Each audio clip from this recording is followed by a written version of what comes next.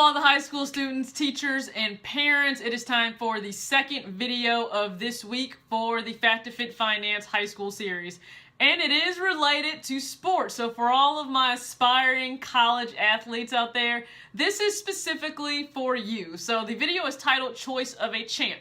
And once again, I have some experience in this, is for at least a short period of time. I was a collegiate student athlete. So, what is this video going to be about? Maybe you are the star, the stud of your team, boy or girl, it does not matter.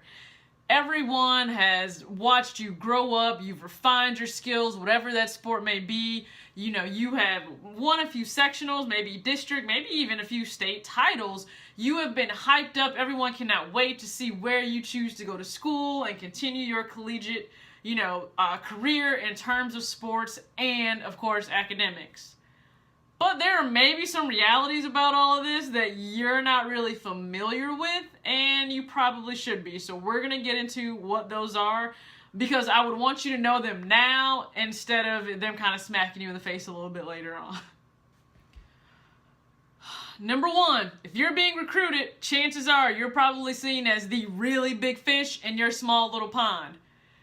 Everyone is that big fish in that small pond when they're being recruited. So once all of you big fish come onto that college team, there aren't enough seats on that team to fit all of these big fish. Some of you are going to need to shrink down in size, which means you'll probably be on the B team, you'll probably come off the bench. Some of you might not play. I've experienced this.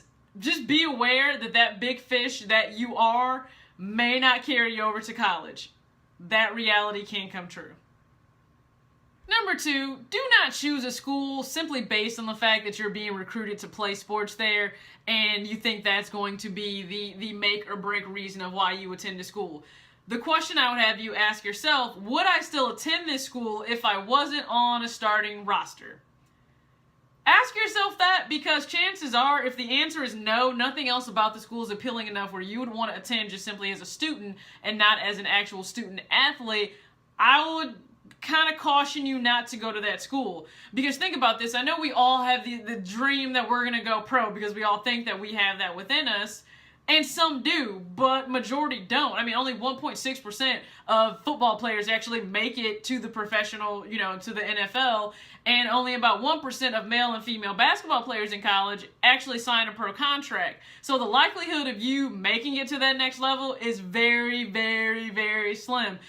The likelihood of you even finishing out all 4 years a lot of times doesn't happen, and if you're not on 4-year scholarship. And this is for a lot of my Division III athletes. That's what I was. And when you come to the conclusion or the idea that either it's just not working, and that could be for a number of things, coaches, team atmosphere, maybe just your skill level, your desire to just simply not want to play anymore, you then have to realize you still have to go to class every day, you still have to live in that school environment, and if it's not something you're extremely happy and comfortable with, you're going to be pretty darn miserable once sports are no longer a factor. Because remember, you playing the sport, it's what you do, it's not who you are. So once that time is done, and it ends for all of us, all athletes, it ends, it even ended for Kobe and Derek Jeter, you have to be comfortable with whatever that now is for you. So don't make that decision just based on if I can play there. This leads me to my third and probably most important part for all of you college athletes who are choosing a school and hoping to play your sport at that level.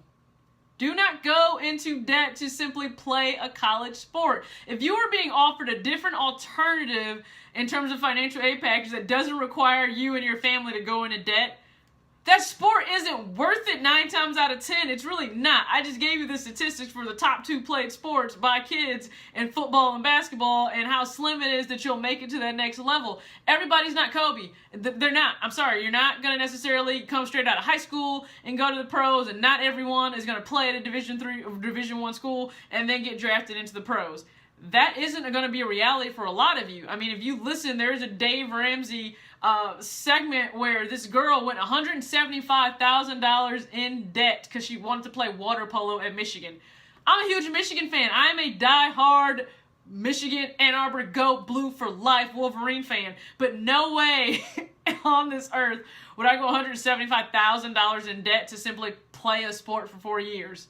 I'm sorry, but everything, I understand it was a great experience, but that she's so set back in life right now. It's ridiculous, and I could cry for her. So don't be that person that goes into debt to play that college sport. It's not worth it. I promise you. Just don't do it.